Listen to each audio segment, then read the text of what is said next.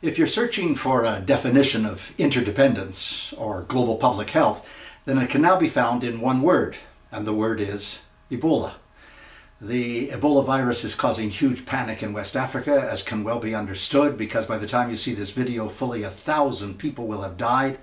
And of course, concern and anxiety is spreading through the world because the world is understanding that borders alone will not automatically contain the virus. Now, I think we have to admit that the World Health Organization dropped the ball initially by not responding urgently enough to the original outbreak, but they've now wrenched themselves free of their lethargy and they are working to move heaven and earth in mobilizing the world, both financial and human resources, in dealing with the virus, because the virus is not communicated on an airborne basis. It can be contained, it can be quarantined with the appropriate security and expertise. But along the way, a difficult question has emerged.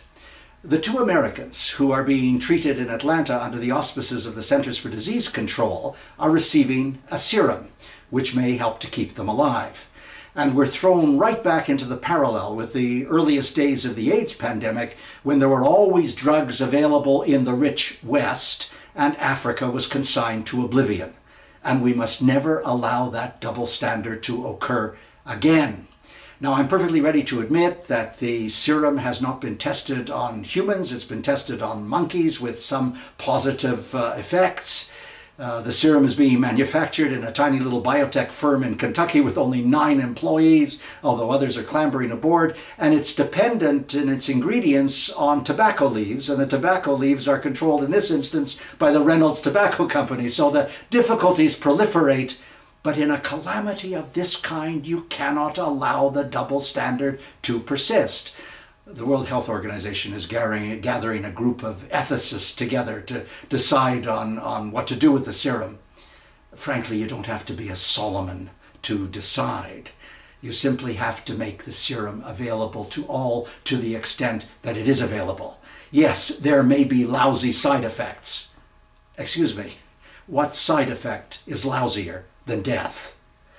And that leads me to the second point I wanted to make, which is the hysteria around Ebola has grown latterly and in a pronounced way because it spread to Nigeria. Nigeria is a country of 170 million people, and it has many dysfunctional health systems.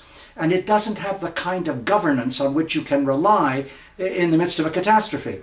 And the problem of governance in Nigeria was illustrated, I have to draw this to your attention, in the last few days by an absolutely appalling video circulated by Amnesty International showing that federal government troops in northern Nigeria are engaged in extrajudicial killings, executions, really slaughter of anyone suspected, no proof, just suspected of supporting Boko Haram.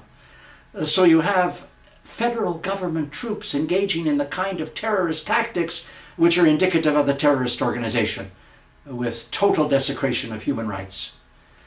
And speaking of human rights, in the last few days, President Obama has held a major conference in Washington involving African leaders from countries like Angola and the Congo and Rwanda and Uganda and several others who have complete contempt for human rights.